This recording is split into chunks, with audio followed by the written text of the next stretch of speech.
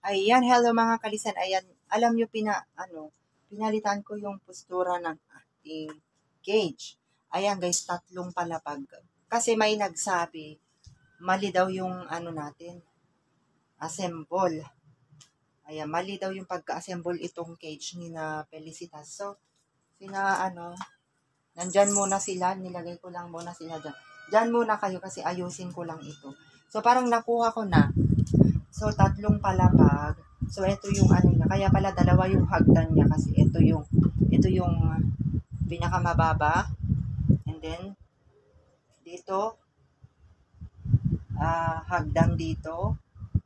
And then, dito may hagdan din. Dito sa pangalawa. Bali, pangatlo na itong palapag. So, ito pala guys. Ito yung dito ko ilalagay para silong nila. Yan, ito. Tapos, ito sana ang gawin kong floor niya, kaya lang, inisip ko, di ba may hagdan siya? Hindi mo maikakawit dito kasi madulas ito. Ayan, o kunyari ganyan, hindi mo maikakawit dito niya.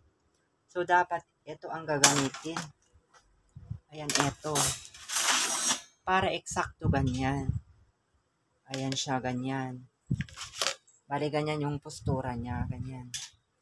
Kaya pala ito, dalawa yung hagdan niya kasi kailangan 1, 2, 3, 3 palapag by 2. 2 square. So, bale 2, 4, 6 na square ito pataas. 6 by 6. 2 by 2 pala, 2 by 2. And then 3 palapag para magamit natin yung dalawang hagdan. So, ngayon nakuha ko na. So, inaayos ko. Nilagay ko lang muna sila doon sa kabilang cage. So, ayusin natin.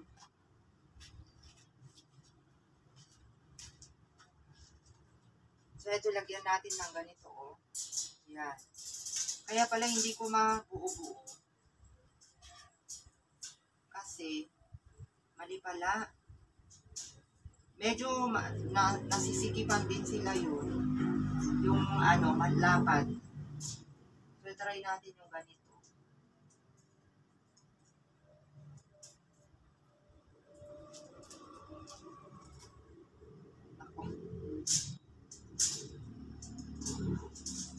Ayan.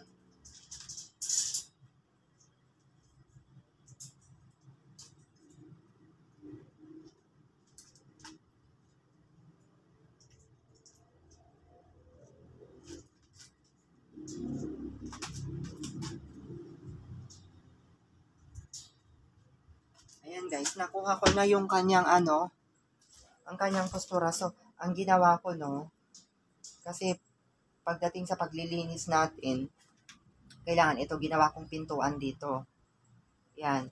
Dito naman sa kabilang side, yung pangalawang palapag niya, dito. Ito naman yung ginawa kong pintuan niya.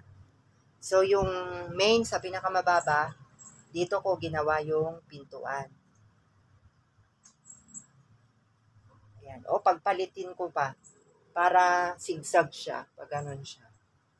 Yan. Dito na lang yung pintuan. So, eto, tanggalin ko, ipalit ko dito. Para maayos. Yan, dito. Ipalit ko dito para isa yung pintuan niya dun sa taas. Isa dito. Then, pa-X. Dito yung pintuan pangalawa. And then, yung panaka-main dito naman. So, parang Z. Letter Z. Para pag naglinis ako, pag ito lang yung pintuan niya, mahirapan ako pag walang pintuan dun sa taas. So, kailangan may pintuan dun sa taas, may pintuan dito sa pangalawa, may pintuan dito sa pinakamababa, and then itong dalawa, sahig, yung dalawang black, tapos yung dalawa, doon naman sa pangatlong palapag. Tama, tagdadalawa.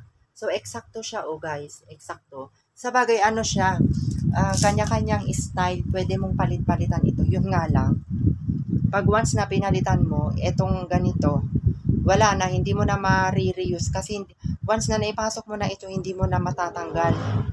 So, magtanong na lang ako dun sa hardware kung mayroon silang ganito para i-double secured natin yung lock niya para hindi sila makalabas talaga mga kalisen.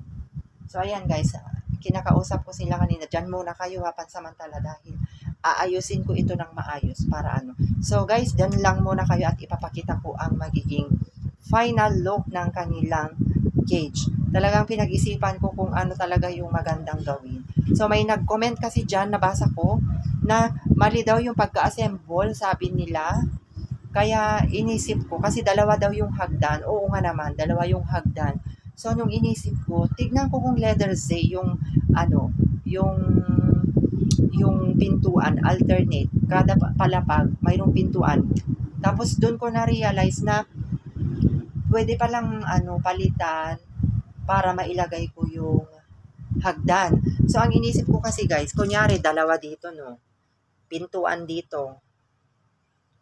Siyempre, pintuan nakalakyan. Yan, pintuan din dito. So, unang palapag. Hindi pa pala nailagay yon. Unang palapag. So, madali lang naman ilagay ito. Unang palapag. So, may hagdan dyan. Pagpunta niya doon, syempre, pangalawang palapag. Ayan, ganun pala.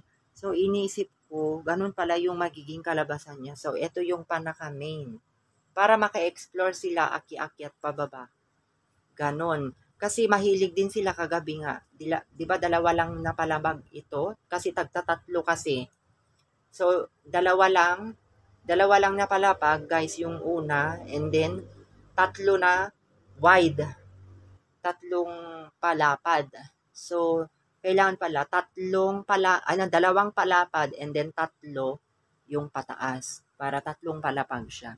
So, balikan ko na lang kayo mga kalisen and ipapakita ko sa inyo kung ano ang magiging kalabasan ng ating ginawa.